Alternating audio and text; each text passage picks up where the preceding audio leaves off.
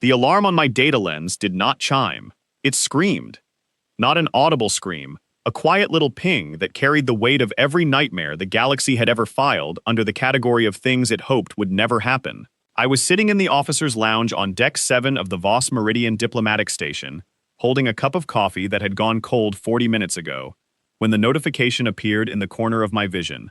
One line, small font, polite as anything. Species Reclassification Update, H. sapiens, status, extant. I read it twice. Then I put down my coffee cup very carefully, because I had the feeling that whatever came next was going to require both hands. Across the table, my colleague Sivrin, a Vareth, all pale segmented shell and careful amber eyes, had been reading the same update on his own lens. I know this because he stopped moving entirely. Not the usual Vareth stillness that meant calm. The other kind. The kind that meant his entire nervous system had just tried to exit his body without permission. He did not look at me. He looked at the table. Then he slowly, without a word, picked up his nutrient globe and stood. He walked to the far end of the lounge. He sat down facing the wall. 2 seconds later, a Lysani technician I had never met made a sound I had never heard a Lysani make. It was high, thin, and communal, the way a tuning fork sounds when you strike it near others of the same pitch. Across the station, through the ventilation system, I heard it answered by a dozen other Lysani in different rooms. Their hive resonance, firing all at once. Pure coordinated terror. My ID badge on my collar pinged. I looked down at it. The display, which had read Yael Okonkwo, Solari Liaison, for 6 years, now read Yael Okonkwo, H. sapiens, living. I sat with that for a moment. Then I said, out loud, to no one in particular, well, there it is. My name is Yael Okonkwo. I have spent 6 years aboard the Voss Meridian, as what the Galactic Conclave diplomatically called a Solari advisor, which was a title invented specifically to avoid putting the word human on any official documentation. Not because the Conclave was deceptive, because, as far as the Conclave was concerned, humans were extinct, and acknowledging a living one in an official capacity would have required updating records that nobody wanted updated. It was easier for everyone to give me a vague title and let it sit. The galaxy believed that my species had died out roughly 800 years ago. There had been a biosphere scan of Earth that returned badly corrupted data. There had been a census error in the Conclave's oldest records. There had been a xenobiological report written by a Charathi researcher named Ovis the Elder, which had been mistranslated so thoroughly that the word surviving in the original had become extinct in every subsequent copy. Ovis the Elder had died before anyone thought to check his source notes, and the error had calcified into consensus. 800 years of consensus. The myths had grown on top of it, the way vines grow on ruins. Humans, the galaxy said, were brilliant and chaotic. They formed irrational emotional bonds with members of other species, and then became completely unreasonable when those bonds were threatened. They ran toward dangerous situations voluntarily. They laughed at things that were not funny. They operated heavy machinery on fewer than 6 hours of sleep. They kept other animals as companions for no survival purpose whatsoever. They were, in the parlance of the Vareth, galaxy-grade unstable, which was an insult the Vareth used the way humans use the phrase asking for trouble.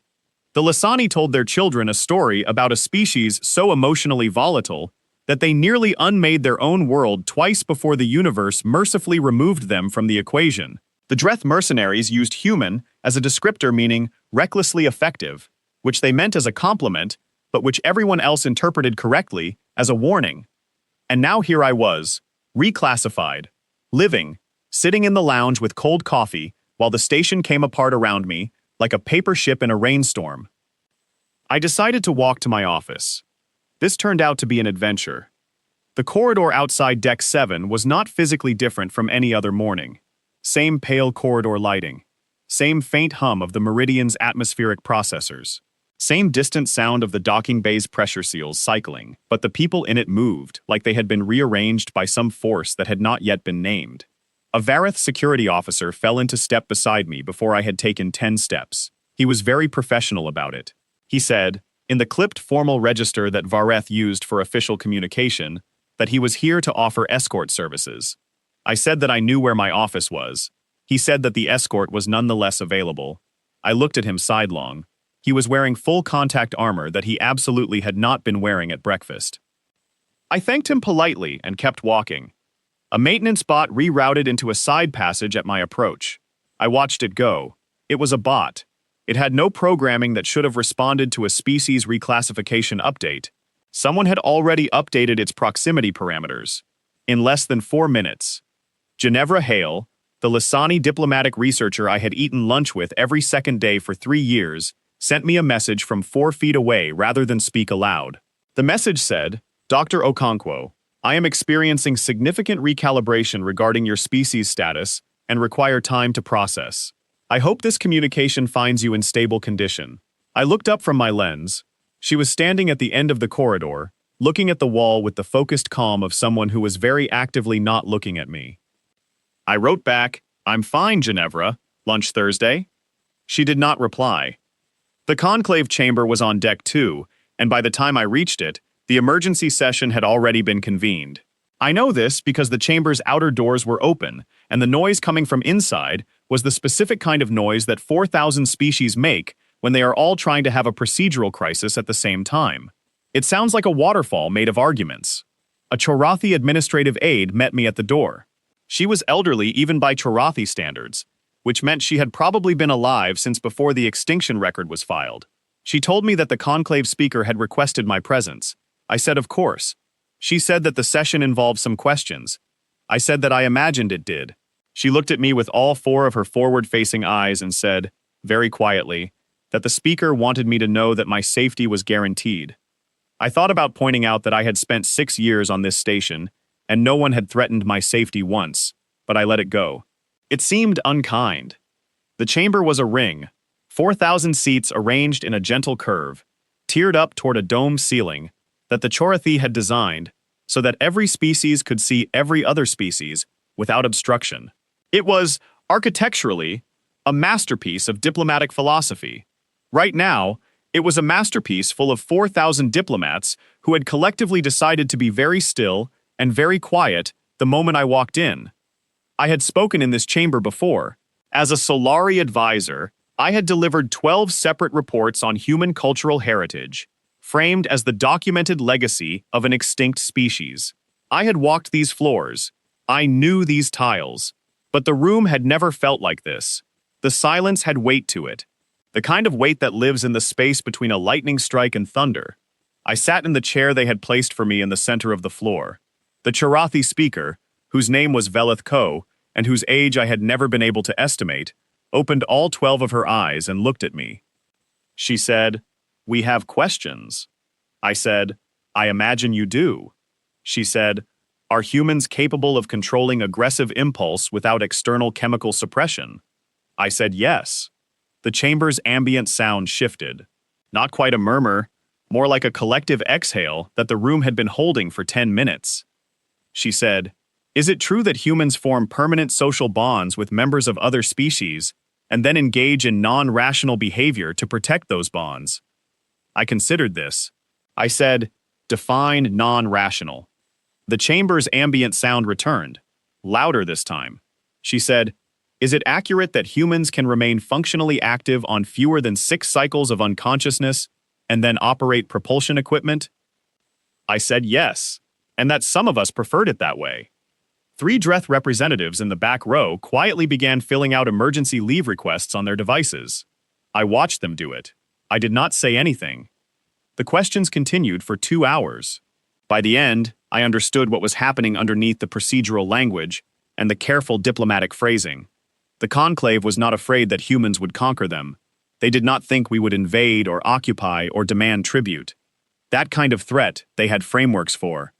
They had treaties and deterrence protocols, and 14 different councils designed to handle military aggression. What they were afraid of was something they did not have a framework for. They were afraid we would like them. That was the actual terror, not our weapons or our numbers or our history of self-destructive ingenuity. They were afraid that humans would show up, look around at 4,000 species of remarkable and complicated beings, and simply decide to care about them, deeply, unreasonably, in the way that human beings had always cared about things, which was without discipline, and without boundaries, and with an intensity that made no evolutionary sense. Because once a human cared about you, what then? What did you do with a species that would run into danger on your behalf without being asked? That would remember your name and your preferences and your particular kind of grief, and bring it up when you least expected? That would sit with you in the dark without needing you to explain why the dark was hard? The galaxy was not afraid of human violence. It was afraid of human affection, and it had absolutely no idea what to do with that. After the session, I walked out into the corridor and found Sivrin standing there. He was alone. He had changed out of the formal carapace covering he wore for official duties, and was in the plain working shellcoat that meant he was off the record. He stood very still in the way that Vareth stood still when they had decided something and were waiting for the moment to deliver it properly. He said, "Before the reclassification update this morning, I considered you a colleague of significant professional merit." I waited. He said, "The logical implication of that assessment is that it remains valid under the corrected species designation." I said, "Thank you, Sivrin." He clicked his mandibles once. A single click, short. I had been working with Vareth long enough to know that a single click meant something private and unformulated, something that had not yet been translated into official language, and probably never would be. Among Vareth, it was as close to a held hand as the species got. He turned and walked away. I stood in the corridor for a moment and did not cry. I was very busy not crying. I was excellent at it. I went to my quarters and sent a report to Earth. I wrote it the way I wrote all my reports. Precise, sequential, as neutral as I could make the language.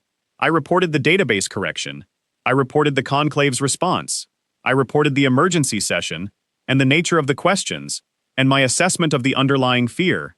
I recommended that Earth's formal response, when it came, be warm and measured and absolutely, aggressively non-threatening.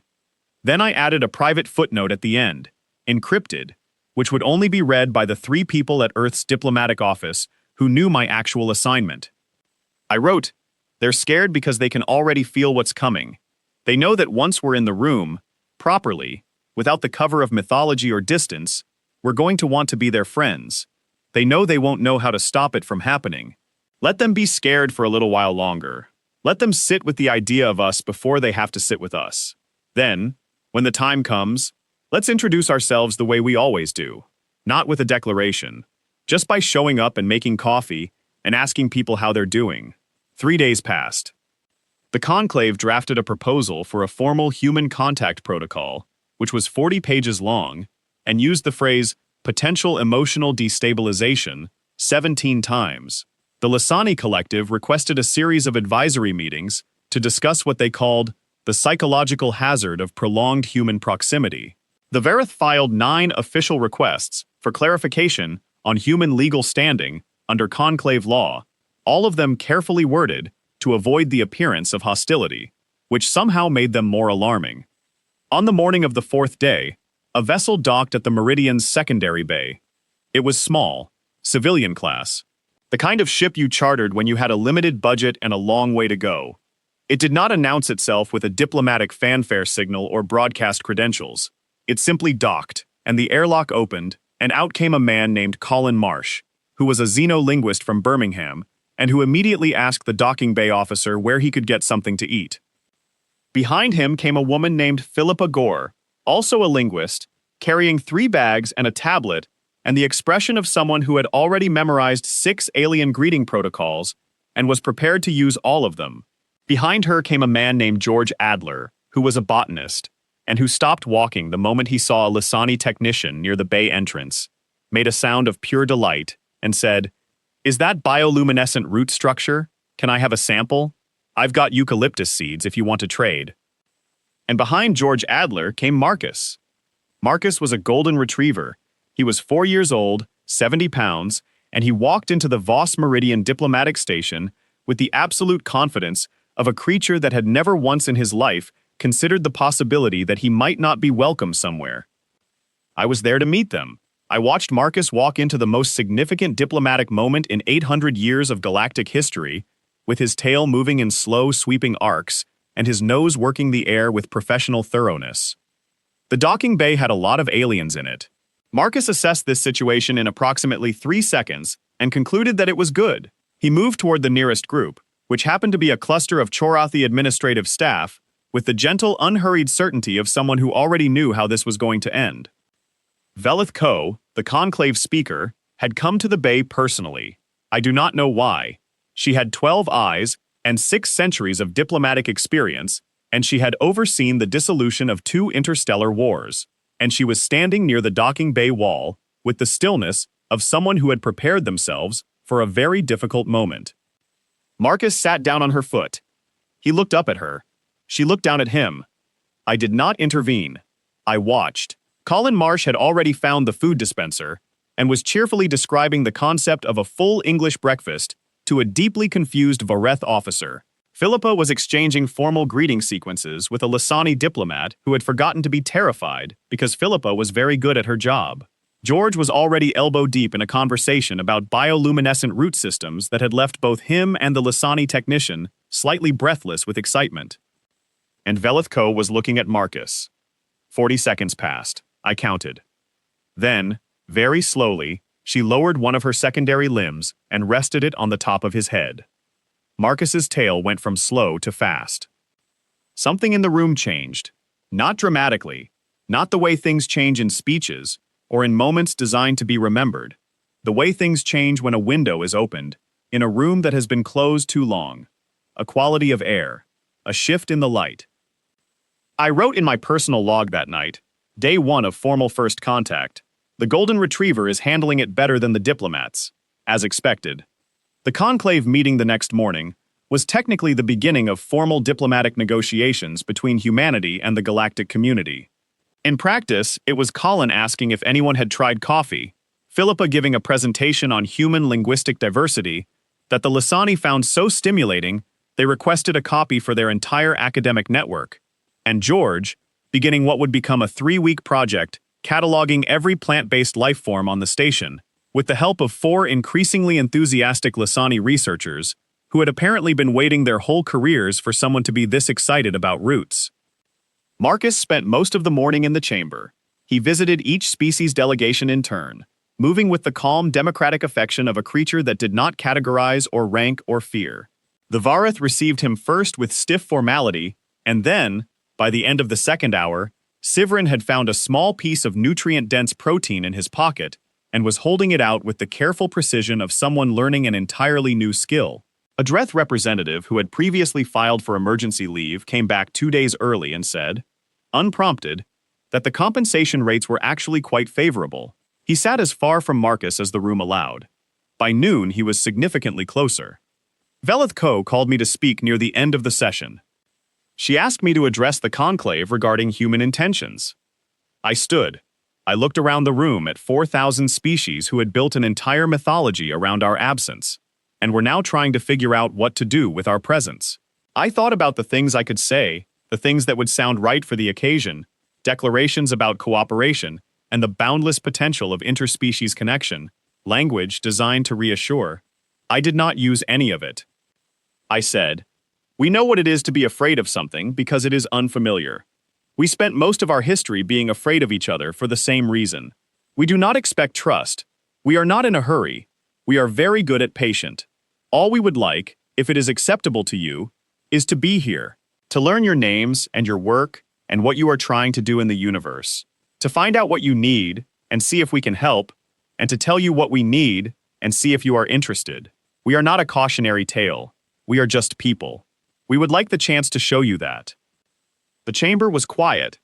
Then the Lysani representative made a sound that my translator rendered as, "This is acceptable, though deeply unsettling." I said, "That is the most human response I have ever heard from a non-human." There was a pause, and then, from somewhere in the Lysani delegation, came something that sounded very much like laughter. Uncertain. New. The kind of sound a species makes when it discovers it has found something it did not know it was looking for. I sat down. That evening I wrote my final entry for the week. Yael Okonkwo, H. Sapiens, living. 6 years on the Voss Meridian. Day 2000, 189. The galaxy found out we exist today. Several species have requested psychological counseling.